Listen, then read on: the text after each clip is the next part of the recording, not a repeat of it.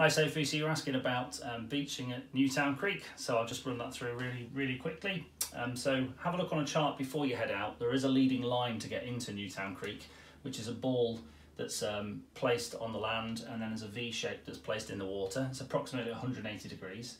So make sure when you're coming in, you bring that in line with each other, so they're in alignment rather than off.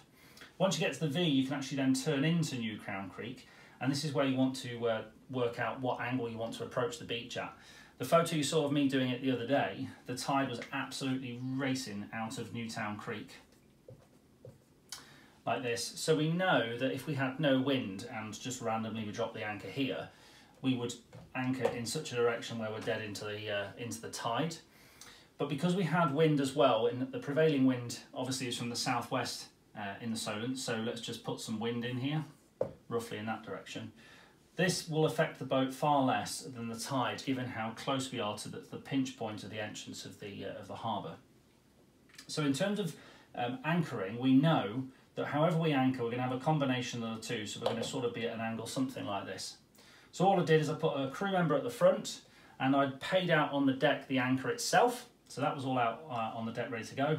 I drove in really slowly into the tide, with my engine trimmed up a little bit, but you have got loads of water over the back of the boat, given how much that Newtown shelves. As long as you do it right on the entrance here by the shingly bit.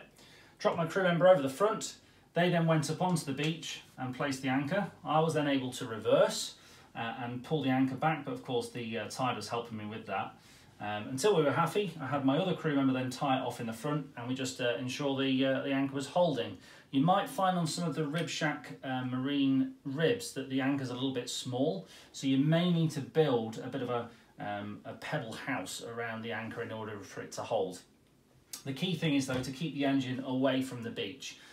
Just like that. So other thing to note is in Newtown Creek you have got an isolated danger mark with just 2 black balls, and it looks like Dennis the Menace, so make sure you keep away with that if you're actually going into the harbour.